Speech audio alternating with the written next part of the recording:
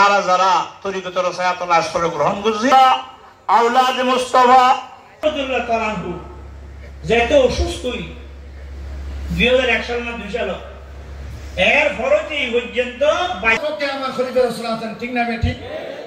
কাগতিয়া আলিয়া গাউসুল আজম দরবার শরীফের তরিকতে রয়েছে ফয়েজে কোরআন, তাহাজ্জুদের মাধ্যমে নবীজির নূর বিতরণের ব্যবস্থা, মোরাকাবা, দৈনিক 1111 বার দরুদ শরীফ, জিকিরে জলি ও জিকিরে খুফির ব্যবস্থা।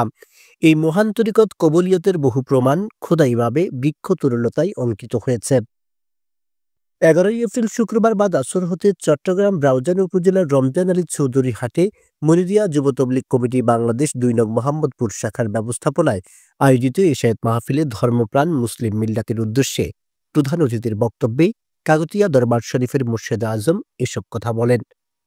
চট্টগ্রাম বিশ্ববিদ্যালয়ের সিনেট সদস্য ও মনিরিয়া যুব তবলিগ কমিটি বাংলাদেশের মহাসচিব প্রফেসর ডক্টর মোহাম্মদ আবুল মনসুরের সভাপতিত্বে অনুষ্ঠিত এশায়েত মাহফিলে বক্তব্য রাখেন মুফতি কাজী মাওলানা মোহাম্মদ আনওয়ারুল আলম সিদ্দিকী, মাওলানা মোহাম্মদ আব্দুস সালাম, মাওলানা মোহাম্মদ বদিউল আলম, মাওলানা মোহাম্মদ ফুরকান, মাওলানা মোহাম্মদ গুলাম রাব্বানী ফয়সাল ও মাওলানা মোহাম্মদ সাইম।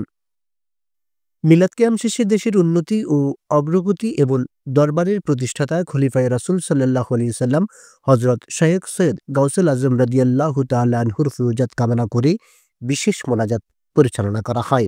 قد صرحت بالامر بابتغاء الوسيله এই আয়াতের মধ্যে স্পষ্টভাবে আল্লাহ পাকের নির্দেশ দিয়েছে ওসিলা করিবেন।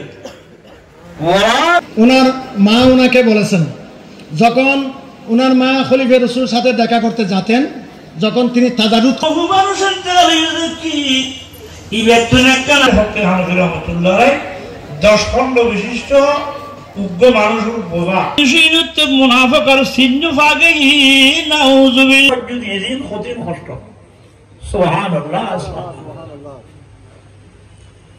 আর সাধারণ ছাত্র হলে ক্লাস করে মাতামাতি করে দুবতুল ইমানদার মানুষের হক্কানি ফিজার হইব, বুজুর্গজার হইব, ইতারা কোনদিন অনুপযুক্ত মানুষকে খারাপ হতে। আমাদের মুক্ত কণ্ঠ, সত্যের পথে সব সময়।